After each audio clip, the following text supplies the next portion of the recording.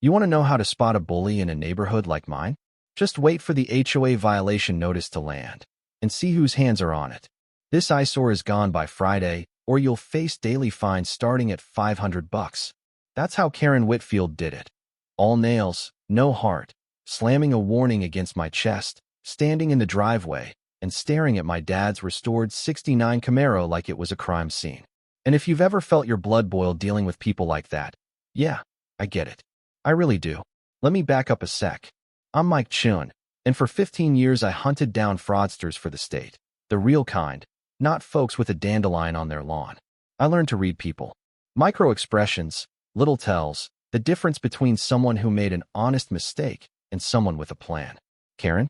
She was all posture, zero eye contact, rattling off some speech about community standards, and pretending the word project car didn't come with a loaded pause before it. You know what I mean? There's always a pause when they want to say something they don't dare spell out. Here's what Karen didn't get. That Camaro meant everything to my family. My dad, a Purple Heart Vietnam vet, came home with a leg full of shrapnel and a mountain of nightmares. The last thing he did before the cancer took him was restore that car for his grandson, Tommy. Dad poured his pain, his pride, his whole heart into that engine. When the VA gave him 6 months, he spent every day teaching Tommy how to rebuild something, how to keep your knuckles clean and your conscience cleaner. That car was his final gift. But Karen didn't care about any of that. No vehicles over 20 years old. She barked, waving a covenant she probably drafted herself. This attracts the wrong element. Her eyes flicked to my last name. And, after 23 years with my wife Lisa, I know coded language when I hear it. She didn't just want the car gone, she wanted us gone. I set down my polishing cloth and stared her down. Funny thing, that restriction got added 6 months ago, right? Just after you joined the board. Karen didn't like that. Bullies never do when you push back.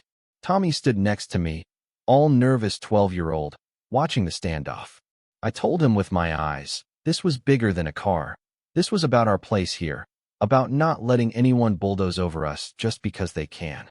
I pulled out my phone, showed Karen the meeting minutes. Only 3 out of 7 board members voted. Not a quorum. Your new rule? Legally useless. She backed off, threatened us with her attorney, then vanished in her BMW. Tommy's voice cracked. Dad, are we really going to lose Grandpa's car? I put my arm around him, feeling my old investigator's instincts spark up. Karen Whitfield just made the worst mistake of her career. She picked the wrong family to bully. I decided to dig the way I used to. First stop, the road rises 3 blocks over. Maria opened the door like she expected a bill collector. But when I brought up Karen, the whole story tumbled out. Her husband's plumbing truck, parked in their own driveway for years, suddenly banned by new rules. They had to move. 15 grand gone. Then the Patels, 12 years with a garden statue, now hit with a violation after their grandson's noisy graduation. Legal fees too much, so they caved. And Sarah Johnson, a nurse, got harassed for her motorcycle, told it attracted the wrong element. See the pattern? And here's the kicker. Karen always seemed to have a real estate solution for motivated sellers. That's what she called them. Families forced out, losing equity, then being helped to transition by Karen's own company. I started keeping score. 7 families in 3 years, all diverse, all targeted the minute they didn't fit Karen's vision of community. The ones left alone? Anglo names, old school, long-timers. The message was clear as day. Standing at the community mailbox, I realized Karen Whitfield wasn't just running an HOA. She was running a racket, flipping houses, chasing out anyone who didn't belong, cashing in all the while. And she came after my dad's car because she thought I was just another guy she could intimidate. She messed up. That evening, while I was circling the pond, I spotted Janet Morrison, one of the old board members. She looked like she hadn't slept in a week, clutching a manila folder like it was a lifeline. Evening, Janet, I said, sliding onto the bench beside her. She kept glancing at Karen's house across the water, her voice shaking. I heard about the Camaro. Not everyone on the board agrees, Mike. I've been keeping notes. I don't know if it means anything. I saw hope flicker in her eyes, and fear, too. I leaned in. What kind of notes? She showed me voting records, her own handwritten meeting minutes, lists of who got cited and who didn't. I taught Tommy in 7th grade. He was a good kid. This isn't right. What Karen's doing? Her hands shook, but she slid that folder into mine. Sometimes it's the quiet ones who turn the tide. The next morning, Karen doubled down. She brought a tow truck, claimed emergency removal. I blocked them, demanded paperwork. The driver backed down the second I mentioned theft. Karen turned red, snarled. People like you never fit in around here. And she said it loud enough for my phone to record every word. After that, she lost it. Daily harassment, tape measures, photos, garbage can audits, even measuring the slope of my driveway. Dad, the crazy lady's back, Tommy whispered. I told him, she's scared. Bullies get desperate when they know they're losing.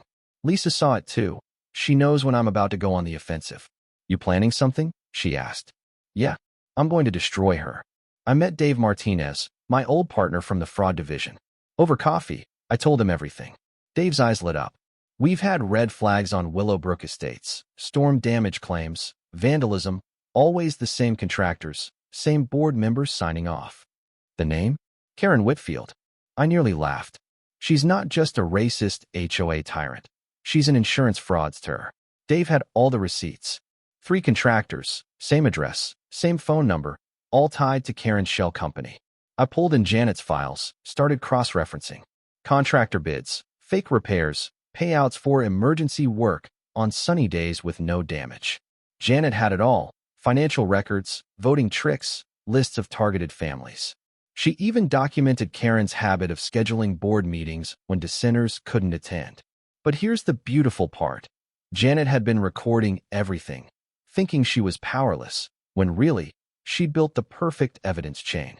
I organized it like my old cases: dates, violations, payout amounts, even GPS shots of repair sites where nothing ever happened. Karen had laundered nearly $250,000 through fake claims, driving out anyone who got curious. By Friday, I'd built a case tight enough to hang Karen by her own paperwork.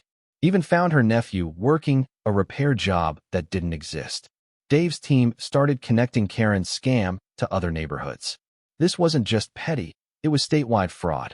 I set up a special HOA meeting, told Dave to bring his badge, and invited the local news, making sure Channel 7 would be there.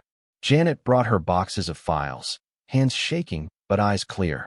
The room packed with residents, the ones Karen had tried to drive out. Tommy was there, Lisa too, both standing with me, side by side. Karen strutted in with her folder of violations, ready for war. She never saw the ambush coming. Before we discuss vehicle policies, I said, let's talk about $247,000 in insurance claims. Let's talk about why the same contractor gets all the work. Let's talk about why some families get cited and others don't. Her face went from smug to ashen as I rolled out Janet's documents, Dave's audit, photos, statements from contractors Karen had rejected for lower bids.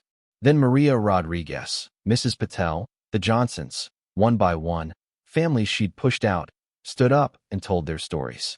Karen's loyalists squirmed. The news camera caught everything. Dave stepped up, flashed his badge. We're opening a formal investigation into Willowbrook Estates insurance practices. Karen cracked. She screamed about outsiders, about keeping the community safe from people who don't appreciate our standards.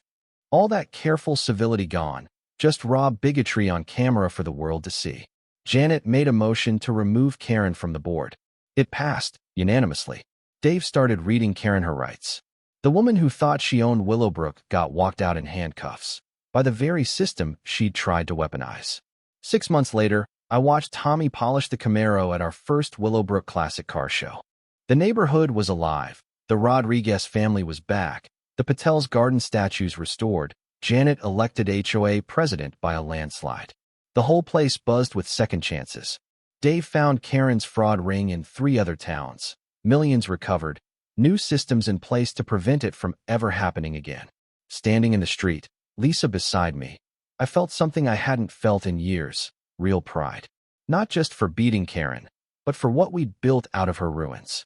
A place where my son could teach kids about cars, where neighbors looked out for each other, where families weren't afraid to be themselves.